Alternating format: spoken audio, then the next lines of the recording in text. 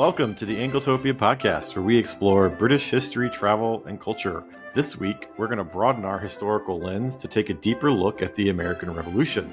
Not just a pivotal moment in American history, but an event that also reshaped British history and the global balance of power. I'm your host, Jonathan Thomas, and today I'm joined by historian John Ferling, author of Shots Heard Around the World, The Untold Story of the American Revolution. In this sweeping and deeply researched new book, Ferling revisits the familiar story of the American struggle for independence, but he tells it through a global lens, illuminating how the revolution was shaped by the decisions of leaders in London, Paris, Madrid, and beyond. We'll explore how the Revolutionary War became an international conflict involving 5 major powers. Let's discuss why the war dragged on for 8 long years and examine how unexpected choices and shifting alliances ultimately brought the war to a dramatic close. Ferling brings fresh insight to a well-known figures like Washington, Franklin, and King George III, and gives long overdue attention to the European actors who helped shape the outcome of the war. His account is especially timely as we approach the 250th anniversary of the American Revolution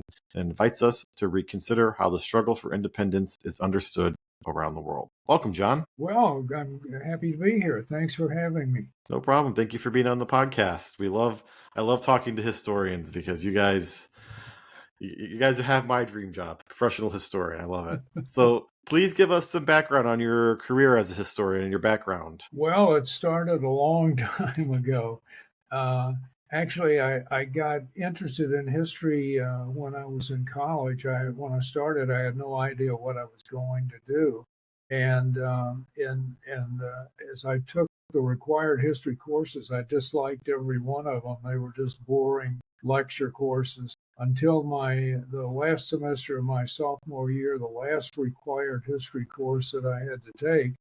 The professor really turned me on to history. He didn't lecture. He had us buy a series of 5 books, and we read about 50 pages for each class period and discussed what we had read. And by the end of the semester, I knew that I wanted to go to grad school and I wanted to teach and write history. And that's fortunately things worked out for me. I've been able to do that. And I had a 40-year teaching career, and I've been writing all along during that career. My first book came out 48 years ago. In fact, in 1977, it was a book on a loyalist, Joseph Galloway, who had been a major political figure in Pennsylvania, political partner with Benjamin Franklin. Whereas Franklin became a revolutionary, Galloway remained loyal to Britain, and he served the British Army as an intelligence official during the war, and then was police commissioner of occupied Philadelphia. And through working on Galloway, I really got interested in military history, and I wrote a book on warfare in the colonial period. And through that, I got interested in George Washington and discovered that this was in the 1980s, that no one had written a 1-volume biography of Washington in 50 years. So I wrote a 1-volume biography of Washington. And working on that, I got interested in John Adams. I kept running into him, and I discovered no one had written a 1-volume biography of Adams in 50 years. So I wrote a biography of him. And it just kept going on that way. And I wrote two books on warfare in the colonial period, and a couple of books on politics in the early republic. In fact, my best-selling book is a book entitled Adams versus Jefferson on the election of 1800.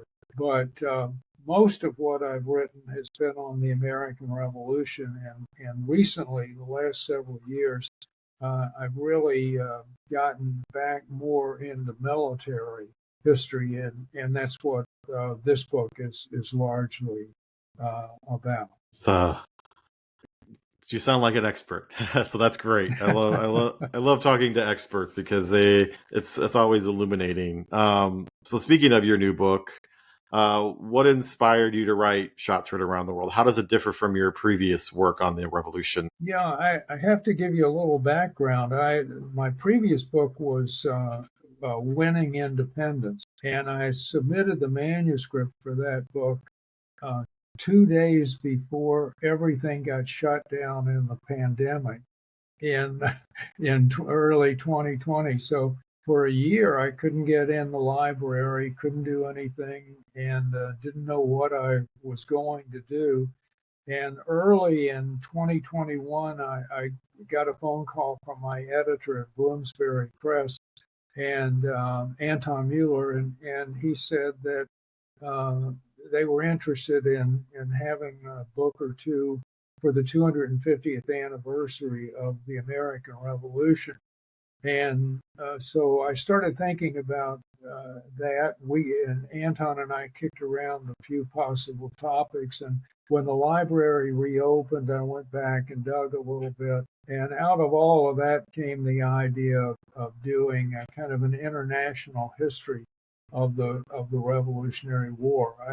I think when most people in America at any rate think of the Revolutionary War, they think of the leading generals, George Washington or Nathaniel Greene or Henry Knox or whatever, or they may think of common soldiers, or they may think of a particular battle, whether it's Brandywine or Saratoga or whatever. But they don't think very much about what was going on elsewhere, and they don't remember that this really became a global war.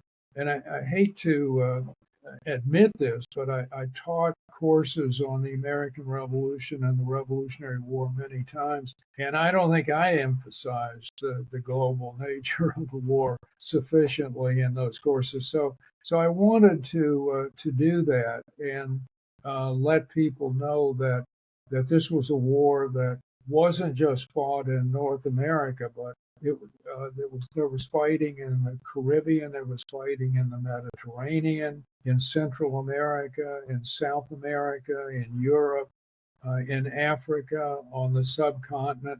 So it really was a global war and a very long war. It was America's longest war until the war in Vietnam. It went on for 8 long, difficult years. Yeah, I remember when I was in college doing American history, my professor made the argument that the Revolutionary War was actually one of the first world wars, and that it's because of its global nature. And I that blew my mind. I was like, what? It wasn't this parochial colonial issue just between internal matter and the British Empire. No, it involved a lot of actors, and it's American foreign policy is never on its own. But it sounds as if he did a better job than I did when I was teaching.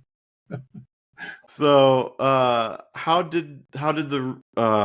how long did the research and writing process take? Were there any major surprises along the way as you were digging through the library? Yeah, it took about 3 years altogether to pull everything together.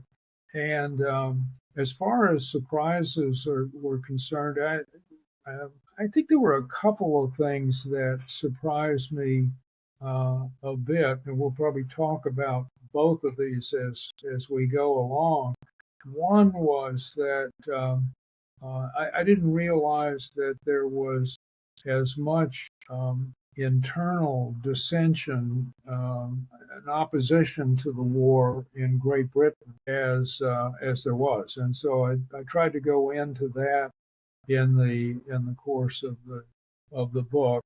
The as the war goes along, not at first. I think it was initially a very popular war in England, but by the time a couple of years have gone by, it began to appear as though this was a sinkhole that the British had gotten into, that there was no end in sight, and that victory might be elusive in this war. And so there began to be a good bit of opposition. Towns were sending in petitions to George III urging an end to the war. And I was surprised at the degree of opposition. In a sense, it reminded me of the opposition to the war in Vietnam when I was a young man. in the 1960s and 70s.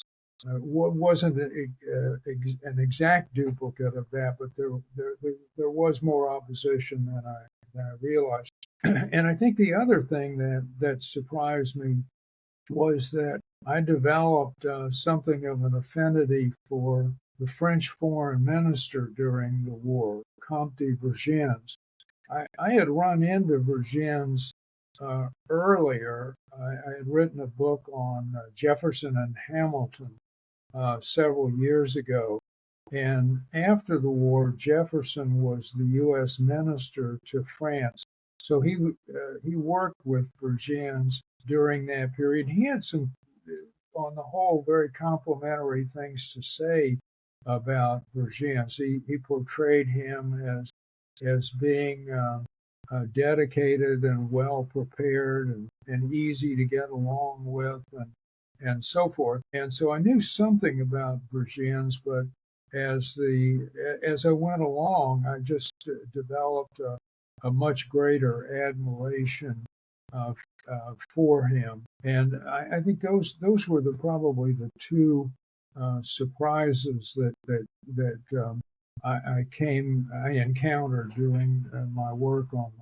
What sources or archives proved to be the most helpful or illuminating during your research, where you were like, Yeah, well, I used the papers of several of the American activist papers of Washington and John Adams and Jefferson and Franklin and John Jay in particular. And there's a source called Letters of Delegates to Congress, a 25-volume series that includes, it's really a sort of a day by day account of what's going on in Congress, and it's based on letters and diaries kept by members of Congress. So that was important, and I used quite a few pamphlets that were published both in Britain and in the United States. Some written before the war began, some written during the war, and I relied pretty heavily on a multi-volume series. It's called Parliamentary History, and despite the title, it's not really a history of Parliament. It's uh, um, I guess transcripts might be the best term for the debates that occurred within the Parliament. And of course, many of the debates had nothing to do with the Revolutionary War, but I focused on the ones that did. And so the speeches that were given in the Parliament, the debates that occurred, show up all through the endnotes in the book. I'm curious. This isn't on my list of questions, so sorry if I stump you. How different were the congressional official sources and the parliamentary official sources in the way they presented information? Were they very similar, or were they completely different? Yeah, no, the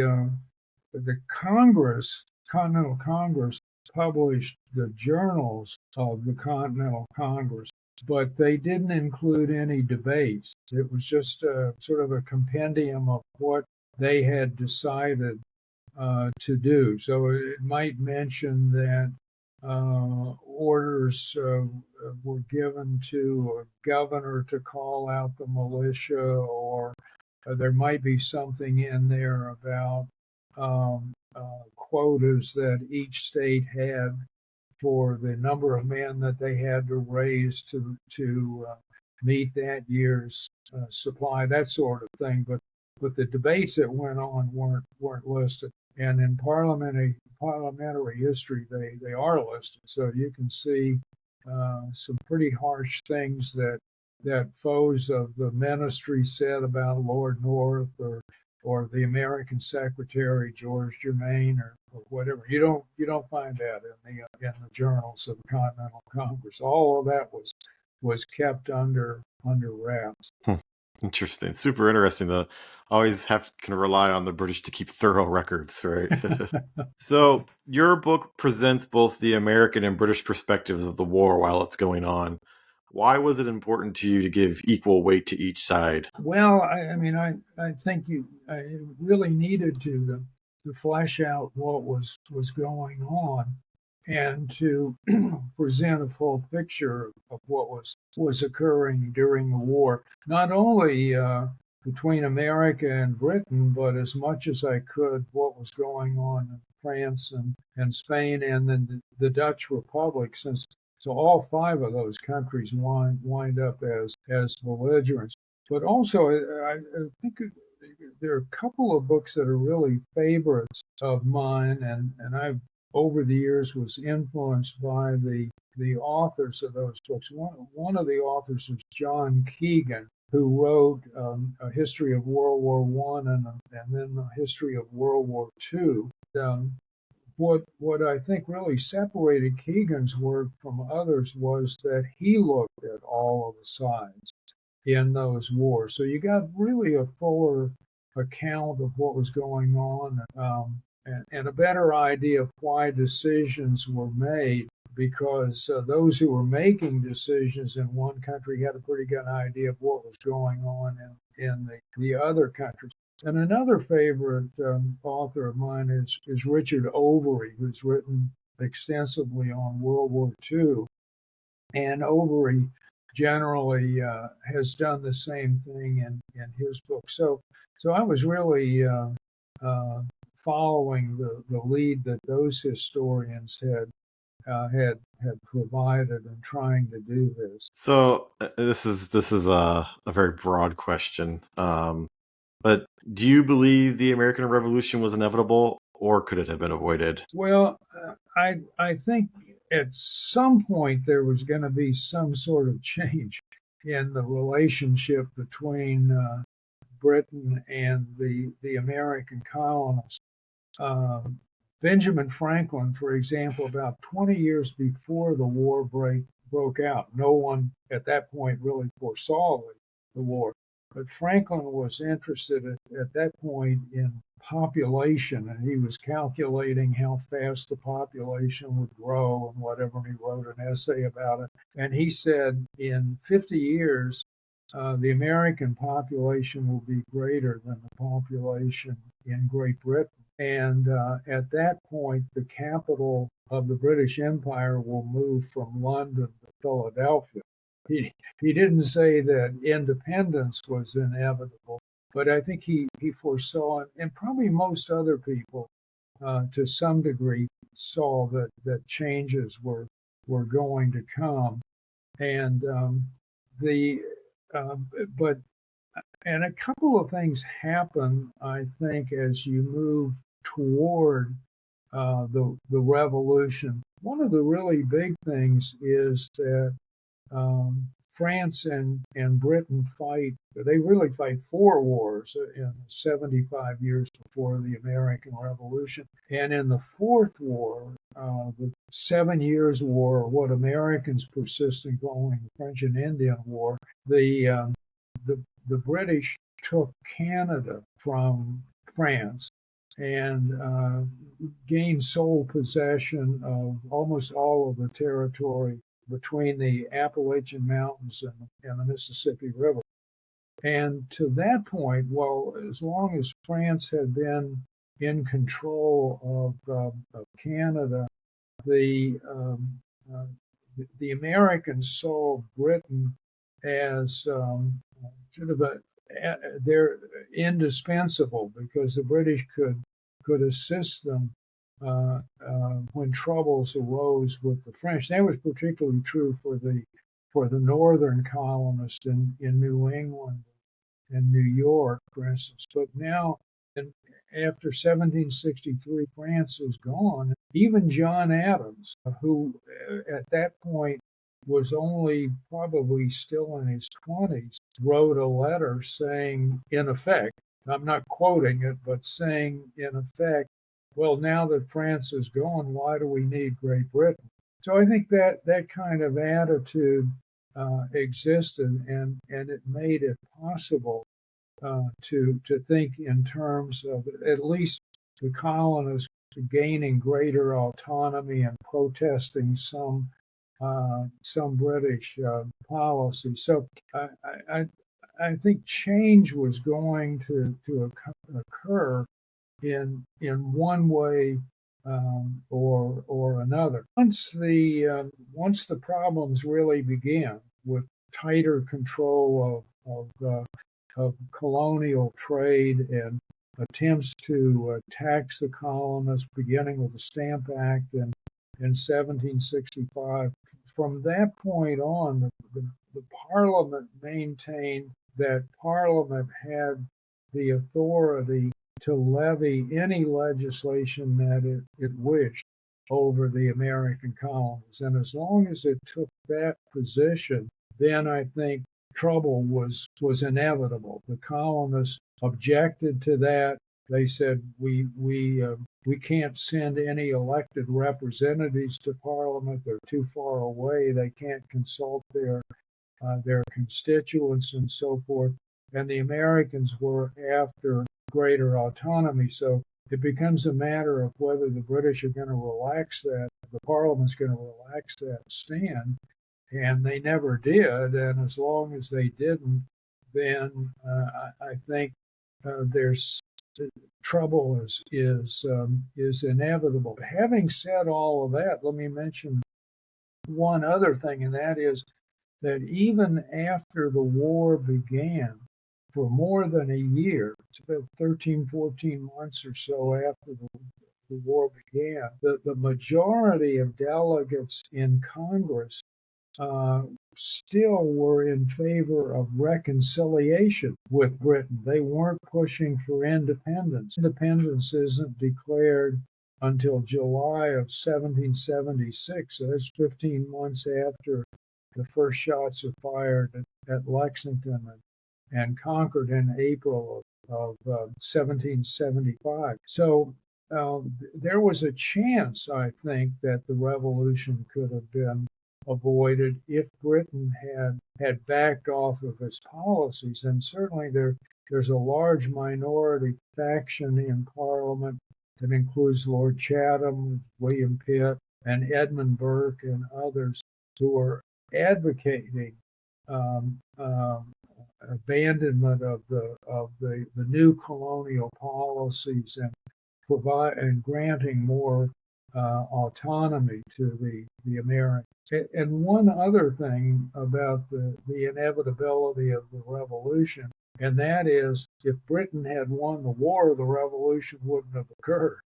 And so it's certainly possible that it could have been prevented uh, by a British victory even after the war began. And so, on top of that, you mentioning that the war was going on for 13 to 14 months, and people were still kind of hoping that they would find a political settlement solution. What Well, was the majority in Congress was, but you could raise questions about how representative Congress was. right? I think if you went into the interior of New England, you wouldn't find very many people who still were in favor of reconciliation. It varies from colony to colony. There were probably more reconciliationists in the southern than anywhere else. In fact, as you move south from New England, you run into more and more reconciliations. So it just depended on where you were. So then, what was the point of no return? Where this is a war, and we're going to finish it till it's done. Okay, yeah, I think there probably are 2 points of no return. One is before the war begins with the passage of the Tea Act, which imposed restrictions or imposed taxes on consumption of tea and mandated that tea had to be from the East India Company and whatever. That's passed in 1773, and that's what leads to the Boston Tea Party in December of 1773. And I think once the Boston Tea Party occurs, there's just such outrage in England. Outrage in two respects. One, that the colonists just absolutely refused to obey British policy, but also, secondly, outrage at the destruction of this private property. And the title Boston Tea Party makes it sound like a lark, but the fact was that in today's currency, probably millions of dollars in private property had been destroyed in the Boston Tea Party. So I think after that, the mood in England is really to get tough. Before that, the British had been pretty conciliatory toward the colonies. They'd passed legislation. There would be protest against the legislation. The British would back off and repeal the legislation or mediate the legislation or whatever. So it was kind of a policy of appeasement on the part of the British before the Boston Tea Party. But after the Boston Tea Party, there really is no mood for appeasement. But even having said that, the British did not immediately go to war. They tried one last thing, really in essence to prevent war, and that was they leveled a series of acts that the Parliament called the coercive acts against the Americans, and they were levied really initially only on Massachusetts and particularly on Boston.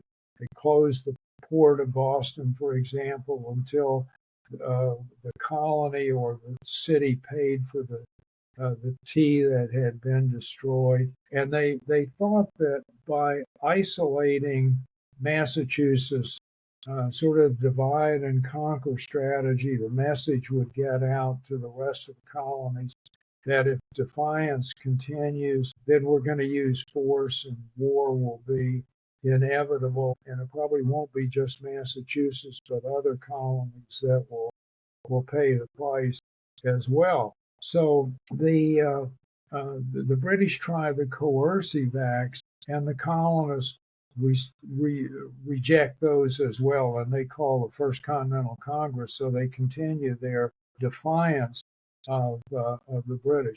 But even at the First Continental Congress, although they defied the coercive acts, the colonists made one concession. To this point, they had always stipulated that Parliament did not have the right to regulate colonial trade. The colonists could trade with whomever they pleased.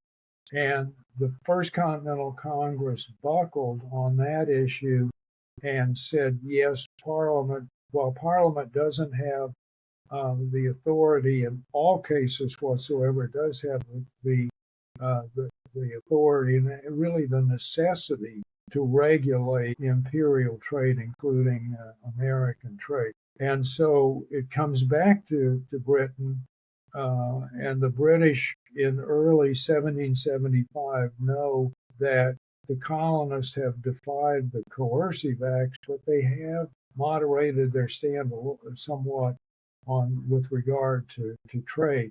And so it's up to the British now to make the decision: do we use force, or do we appease the colonists again?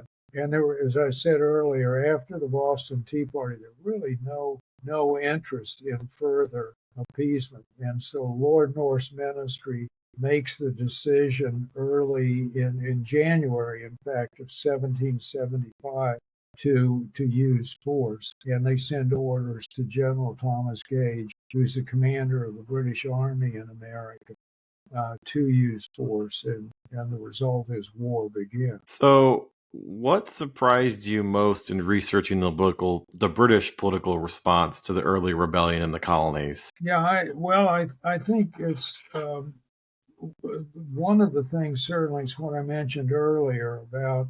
I was somewhat surprised at the degree of opposition to the war that occurred in England, or in Great Britain. It's not at the outset of the war, but by 1777, when you get deep into the war. And by 1780, the war's going on for about 5 years at that point. The messages that the American Secretary George Germain, Lord Germain, is sending to Sir Henry Clinton, who at that point is the commander in chief of the British Army in America. Germain is telling Clinton in mid and late 1780, look, we've got to get this war over. It can't go on beyond 1781. There has to be a resolution then, because the mood here is to bring an end to the war. It's causing too many dislocations, and so I found that somewhat surprising as well. And I think I was a little bit surprised by Lord North, who actually I really came to like. He seems like an affable individual.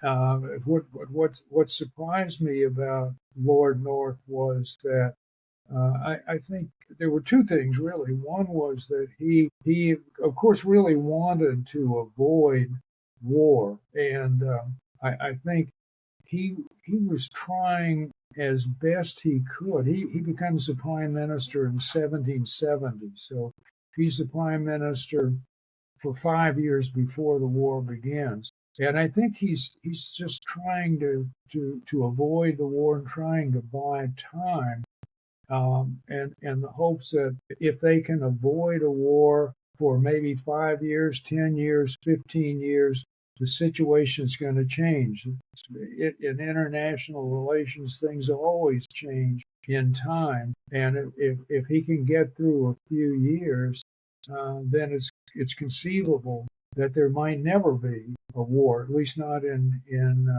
his lifetime. And I think the second thing about North that surprised me is that he's kind of like the proverbial man riding on the back of a tagger. He can't get off the tagger without being destroyed. And he's into the war after the spring of 1775, and I think he's one of the earliest people, I think, in England, uh, among those who supported the war, uh, to come to the conclusion that the war probably could not be won.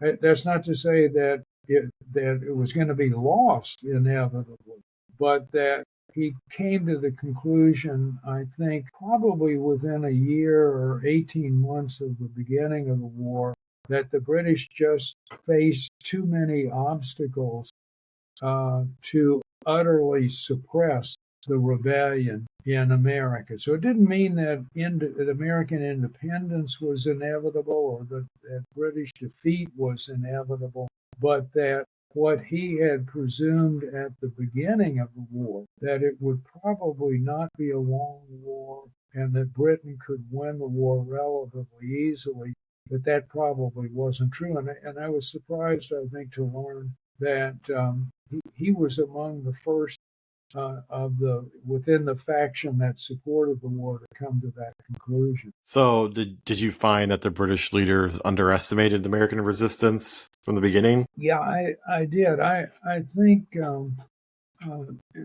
when the debates were going on in North's ministry over whether to use force before Lexington and Concord, the general feeling at that time was that the Americans were they were untrained soldiers. They didn't have a standing army. The military leaders they didn't know who they were going to be, but turned out to be people like George Washington and others, had never been up against anything like this. Washington he had been a commander of a Virginia army during the 7 Years' War, but he was mostly up against indigenous peoples in America, not up against the French army. And so they had little command experience, and the feeling was that colonial militiamen just could not stand up and fight against British regulars. They were professional soldiers. They knew the ins and outs. They were experienced, and the colonists couldn't do that. And so there were some people that said, "Well, wait a minute. Sooner or later, France might come into the war, and then we could be in trouble." But I think the general feeling in Norse ministry was it would be a very short war, and it would be over before the French decided to intervene. And in a sense, they were about halfway correct, because the war begins in April of 1775, and France doesn't come into the war until February of 1778. So almost 3 years go by before the French make the decision to enter the war. So the British did have a long time to suppress the rebellion, but they did underestimate some of the problems. I think one of the things that they underestimated was the colonial unity against Britain. The colonists had fought in all four of those intercolonial wars from the 1690s through the 1760s that Britain fought against France and Spain. Colonists, to some degree, got involved in each of those wars, but they were very disunited. The New England colonies didn't cooperate much with New York or New Jersey and whatever. And so the British just couldn't imagine the colonists getting united in this war, but they did remain united throughout the war. So I think they underestimated that. They underestimated just the size of America, what was involved in suppressing a rebellion. It might, if they did suppress the rebellion in Massachusetts, they'd have to leave some of their army there to maintain control while they moved next door to Connecticut. And if they suppressed the rebellion in Connecticut, they'd have to leave some of their army there when they moved to New York to try to suppress New York. So it's a very large continent, and it was so large, in fact, that the Royal Navy, strongest navy in the world at the time, really could not maintain the embargo that it tried to impose on American trade. 3,000-mile long Atlantic coastline, and it was just too long for the British to cope with. So I think they underestimated that, and they underestimated, I think, some of the logistical problems that they faced. Their 3,000 miles separated the colonists in North America from Great Britain, and they had to ship over arms and munitions and food and clothing and everything else for the British Army, and for the horses, thousands and thousands of horses that the British Army utilized. And so that became just a staggering problem for the British. And this is, after all, an era before computers and cell phones and whatever that would have made that a lesser problem for them. So certainly the British, I think, underestimated things. In every war, I think, that you go into, as I mentioned in the book, it's sometimes been said that when you open the door when you go to war, it's like opening the door into a dark room. You don't know what's in that room, and there's always some surprises in that war. And every belligerent in the war, the Americans, the British, the French, the Spanish, were all surprised to one degree or another by things that they encountered in this conflict. So, what role did propaganda and press coverage play in shaping the British and American views of each other during the war? Yeah, I think um, there were, of course, newspapers with essays, and certainly lots of pamphlets were published on both sides, and that shaped American opinion. In America, I think without a doubt, the foremost pamphleteer was Thomas Paine, and he writes Common Sense. It's published in January of 1776. He advocates independence, and there's an attack on monarchical government and aristocratic rule that existed in Britain. And I think he helps to marshal opinion for breaking with England. And what Paine was in essence saying, and he does say it in Common Sense in a couple of sentences, is that America, to win this war, needs foreign assistance, but it can't get that assistance if its object is reconciliation. There'd be nothing for France to provide help for America if the Americans stay within the British Empire. They have to move to independence to get to obtain uh, uh, the help from abroad. And then Paine later on publishes more than 20 or around, I forget exactly how many, I think it was about 13 or 14 essays in his series called The American Crisis. And it's just really a propaganda tool. In many cases, he sort of whitewashes the mistakes that George Washington made as something of an amateur general. And he tries to and succeeds to some degree, I think, in maintaining morale in America. So there is that, and the same thing was, of course, going on in Britain with pamphleteers. They are trying to maintain support for the war. So let's talk about France. Why in 1776 did Royalist France agree to provide secret aid to the American rebels? Yeah, the French had lost the 7 Years' War, and it was a brutal loss for the British or for the French. Their navy is destroyed. They lose a great deal of territory and some important territory like access to the Newfoundland fisheries, which was a source of a great deal of money for powerful people in France. And French nationalists from the beginning, I think, were bent on revenge against Great Britain and a restoration of French power and prestige. So, as early as 1765, 10 years before the war breaks out, is the moment that the French learn of the first colonial protests against parliamentary policies.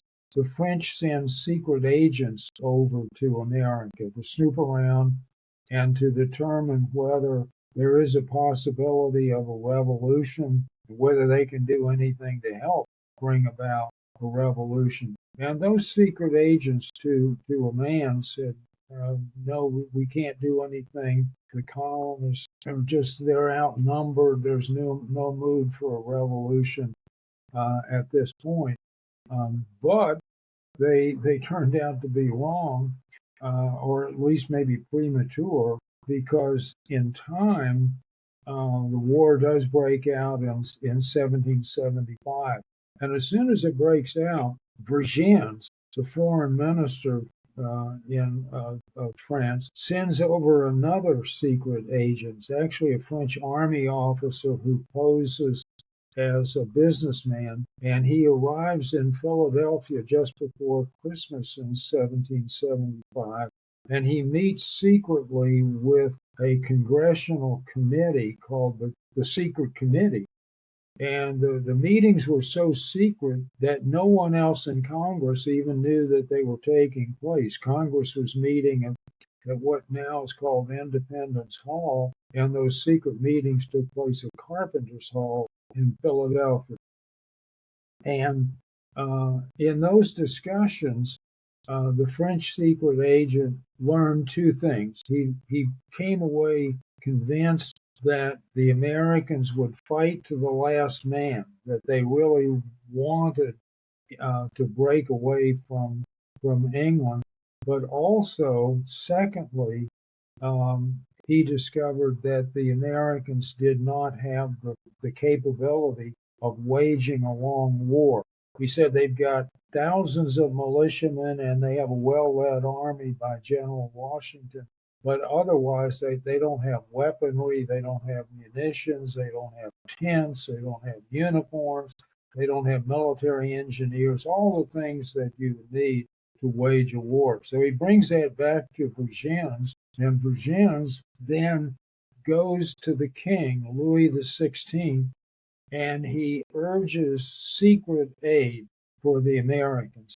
And there's opposition in France to that, particularly from the French economic ministry, finance ministry, because the French economy was not in good shape, and there was a fear that war would bring on bankruptcy and social upheaval, which in the long run it did with the French Yeah. Revolution.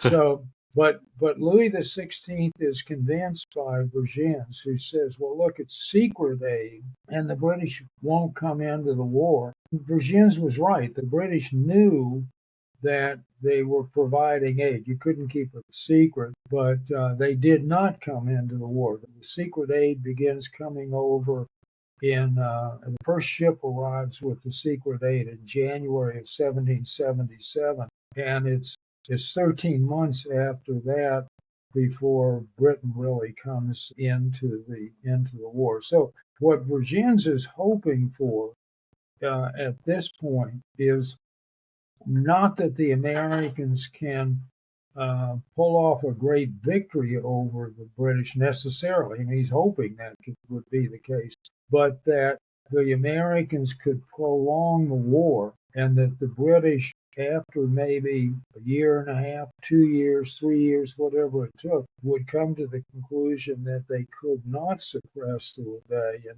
and that the best course for them would simply be to give up the colonies. And that was what Vergennes was really hoping for. Vergennes and a great many others in France believed that the real source of British strength that had enabled Britain to win the 7 Years' War was their possession of the American colonies. They not only got manpower from the colonies, but they got a lot of raw materials, an enormous amount of wealth that was translated into military capabilities. But if the colonists would break away, become independent, then Britain would lose that source of wealth, and France would be able to gain its revenge, and they would restore French power and prestige. And what Vergennes is really playing for here is time, because the French and the Spanish, the French ally in Spain, are both rebuilding their navies that had been decimated in the 7 Years' War.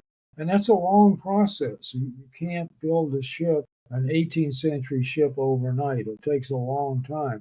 And from the very beginning in 1763, this process really begins before Vergennes becomes the foreign minister. The assumption was that it would probably take France about 15 years to build a sufficient fleet to challenge the Royal Navy, and that turned out to be exactly the case. So, and then why did France decide to openly aid the Americans? Why did they give up the secret aid and go with, you know what, we're fully in support of this in 1778? Yeah, I think there's two reasons for that. One is the Americans score a great victory at Saratoga. They fight two battles against a British army under John Burgoyne that's invading New York from Canada, and they win those two battles, and Burgoyne's army surrenders at Saratoga in October of 1777.